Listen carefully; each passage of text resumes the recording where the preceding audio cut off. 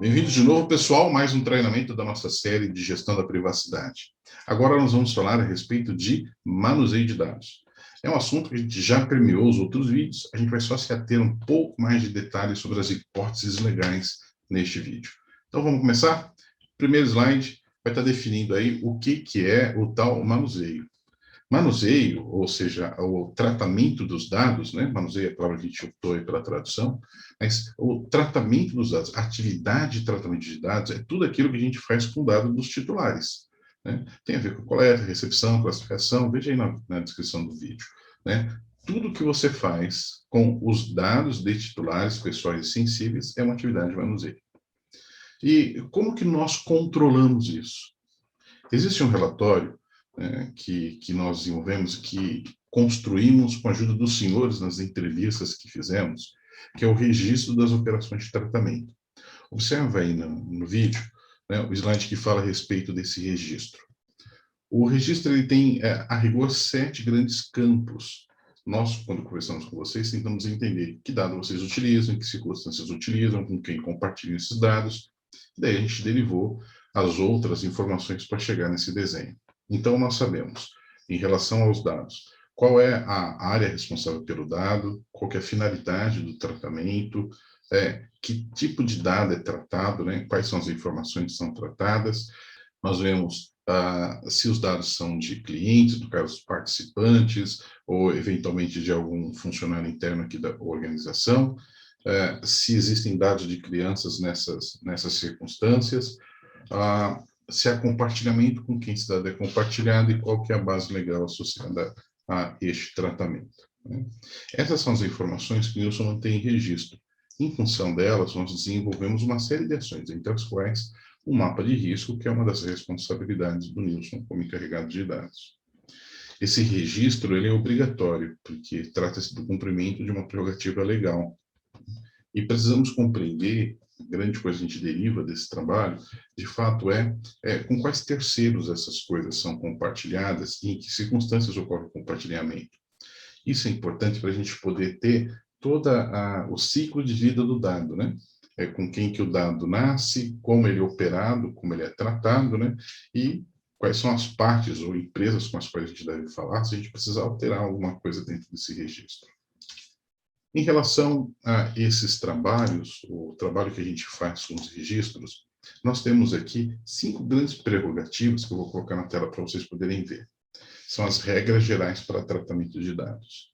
A primeira regra geral é que nós podemos tratar dados de algum titular, com contrato, com consentimento, seja como for, mas sempre em função de 2 aspectos muito importantes, que é uma dobradinha que vai estar sempre presente nas nossas conversas. Finalidade e necessidade.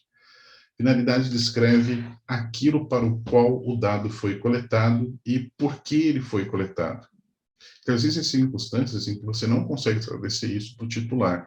Se isso não pode ser esclarecido, dá margem para muita discussão, sobretudo se tratar de um dado que precisa ser de consentimento para a gente poder operar ele.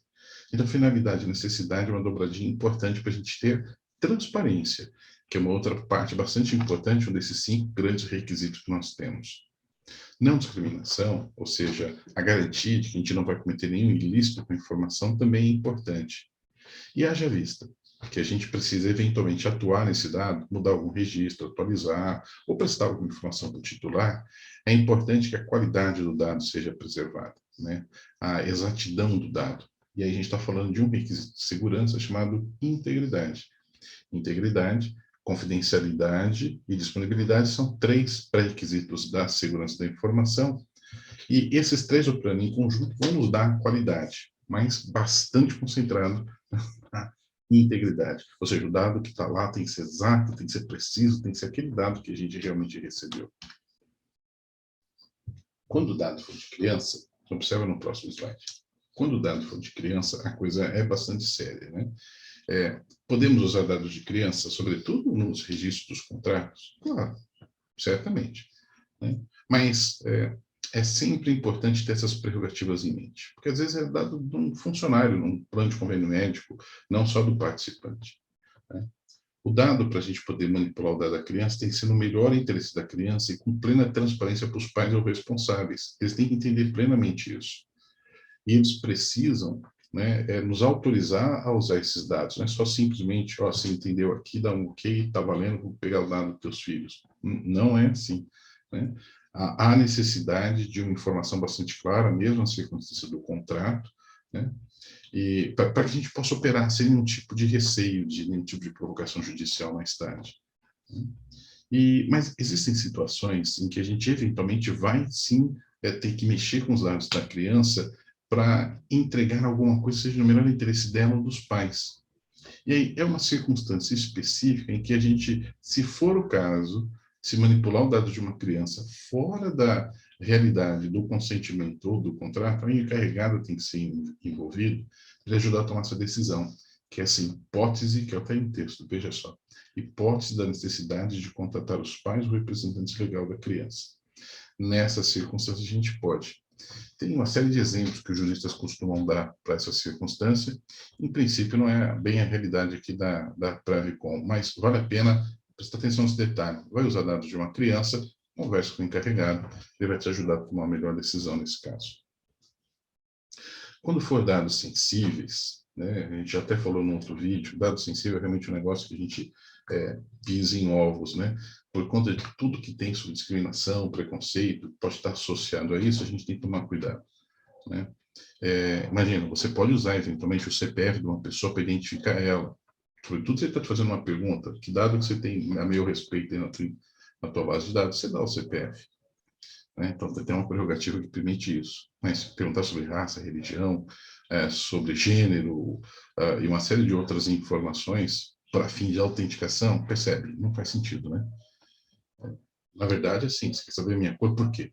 Você tem algum tipo de desvio, de comportamento, de resposta, de ajuda? Explica aí. Então, você pisa em ovo nessa questão, não pisa? Por isso a gente tem que prestar bastante atenção. E tem circunstâncias que a gente não pode usar. Acabei de escrever uma que não é autenticação. Então, vamos falar a respeito dessas hipóteses legais em que a gente pode manipular o dado.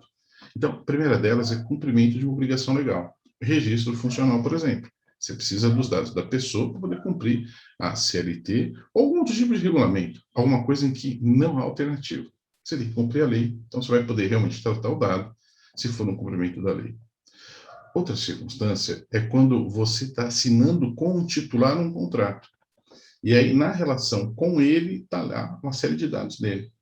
Agora, se neste contrato com o titular, então, para ver como o Marcelo Silva tem um contrato, e vai ter o dado pessoal de um monte de gente que não é o Marcelo Silva, aí a gente tem que ver com cuidado como a gente vai incluir o nome dessas pessoas. E aí a área jurídica vai nos ajudar a olhar o contrato. E tenho certeza que os contratos assim da Previcon já foram prestados atenção nesse caso, né? Mas se não, a área de privacidade pode dar uma orientação e, junto com o jurídico, ajudar a entender como fazer isso daí do jeito certo. Existe uma outra circunstância, terceira, em que a gente vai trabalhar a parte de conceito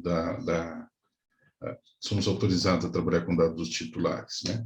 É o exercício regular do direito, ou seja, por força judicial, administrativa ou arbitral, um processo qualquer, alheio à nossa vontade, nós estamos cumprindo uma determinação legal, a gente precisa trabalhar aquele dado para divulgar ou para fazer, eventualmente, alguma ação de tratamento, daquela que a gente falou no começo do vídeo.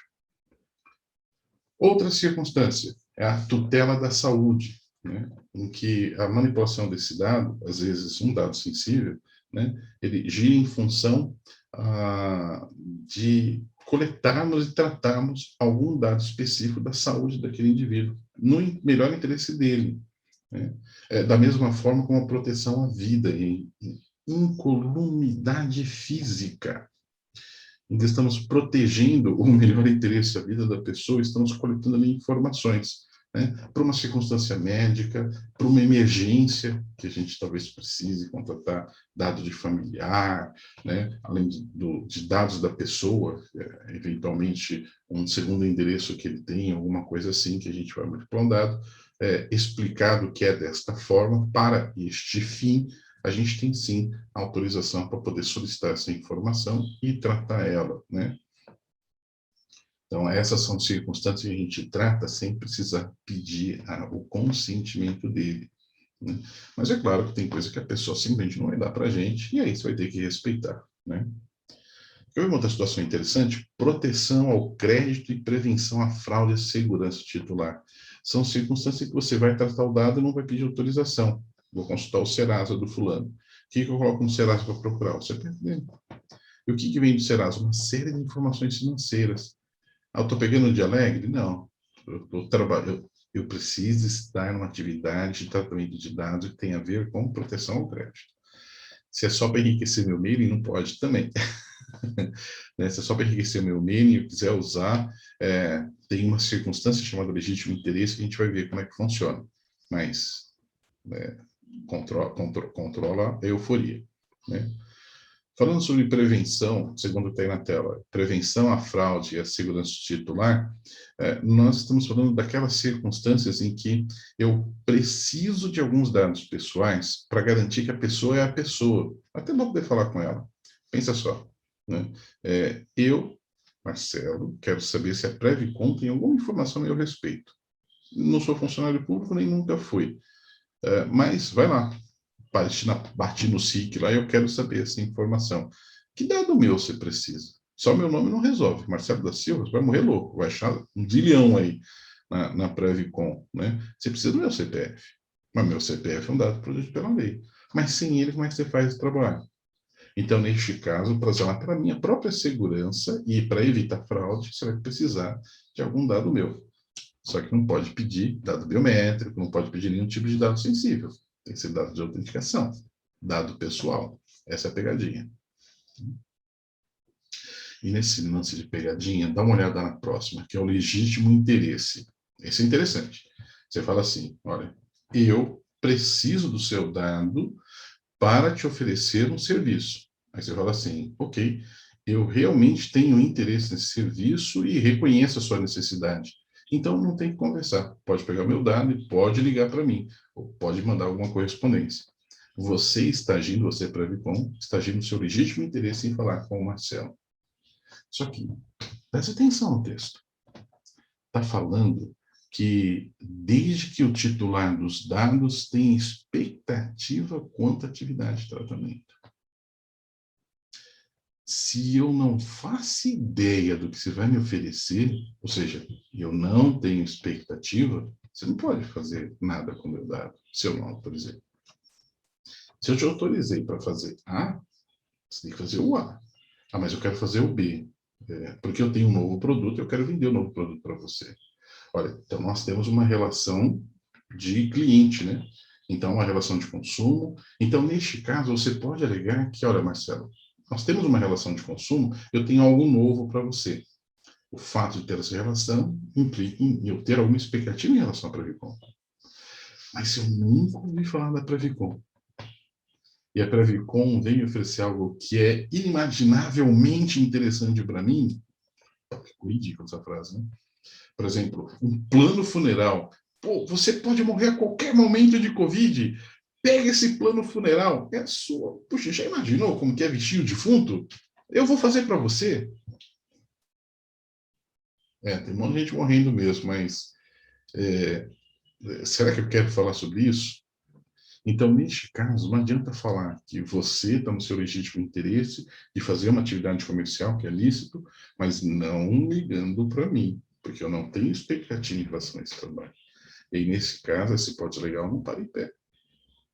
E aí a pessoa, a empresa, está 100% sujeita a uma sanção, tanto indenizatória quanto multa. Complicado, né? Bom, como é que sai dessa sinuca de bico? Pois eu quero vender um plano funeral para o Marcelo. Né? E não adianta falar de legítimo interesse, porque não vai bater com a expectativa dele. Tá bom. Então liga para o Marcelo e fala: somos uma empresa de negócios da área. Localizamos sua informação através de pesquisa de mercado e gostaríamos de entrar em contato com a sua linha de serviços. Pronto, faz. E o Marcelo vai dizer sim, não. Esse sim, não é o tal consentimento. Está vendo aí no slide? É o tal consentimento. Resolvido o problema. Começa a vender seu plano funeral para ele. E deixa ele falar: não, não, me liga daqui, sei lá. Dá o telefone aí, se precisar eu te ligo. Vai que não morre ninguém, né? Ele é o pulo do gato, né? Ela fala assim, mas como é que eu vou fazer isso? Eu tenho aqui, eu preciso fazer 10 milhões de ligações para fechar 100 contratos, que é o que eu preciso para poder fechar meu negócio. Você vai ter que pedir 100 milhões de autorização. Ou ser um pouco mais inteligente para a coleta de dados. Lá na Europa, todo mundo passou por isso, ninguém morreu louco. Né? Os maus negócios realmente quebraram, mas nós temos aqui no Brasil, além de criatividade, toda essa experiência europeia para copiar. E que, enfim, mais uma para os empreendedores. Vocês têm aí agora um resumão dessas circunstâncias legais, né? E eu pintei aqui em amarelo para ajudar a gente aquelas circunstâncias em que você não pode usar essa base legal para poder fazer algum tipo de trabalho.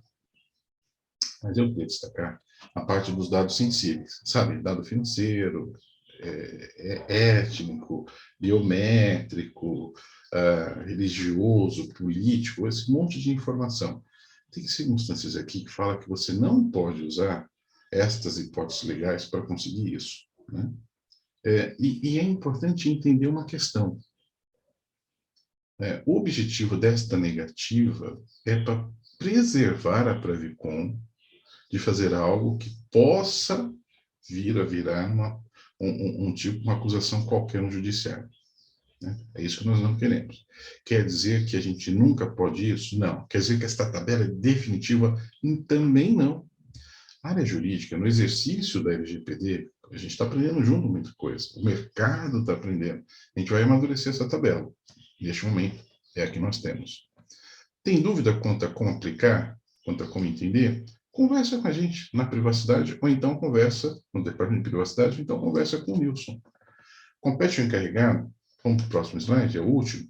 Complete o encarregado, analisar e aprovar todas as circunstâncias de ação de tratamento de dados, né, relacionado a esse assunto que estamos discutindo, que é o manuseio. Aqui, por exemplo, a gente coloca, né, eu tenho um dado que o dado não será mais tratado. Tem que falar com isso. Ele tem que saber. Lembra aquele relatório que ele faz, a gente falou lá no começo? Finalidade, se você vai usar, não vai usar, essas coisas. Então, tudo está no controle do Nilson. Né? Dado de criança, conversa com ele. Ele precisa fazer um relatório, chamado Relatório de Impacto à Proteção dos Dados Pessoais, que serve de orientação para a organização, e é a primeira resposta que ele tem que dar para a NPD se ele for questionado. Esses registros requerem bastante cuidado. Né? A gente já falou disso lá na parte de incidente, lembra? Pois bem, neste caso, o Nilson precisa ter esses controles bem na ponta do lápis. Não tem que ser nenhum sistema. No Excel funciona super bem, ou então qualquer outro sistema que a Pravicom possa vir a decidir ter. Mas é importante que tenha. E cabe aos senhores, responsáveis pelas áreas, né, entender essas regras e cooperar com esse arranjo. Está com dúvida? Dá uma ligada para o Nilson. Converse conosco da equipe de privacidade. A gente está à disposição para te ajudar a entender sobre como manusear os dados e como garantir uma operação tranquila e dentro da lei. Muito obrigado pelo seu tempo e sua atenção. Até o próximo vídeo.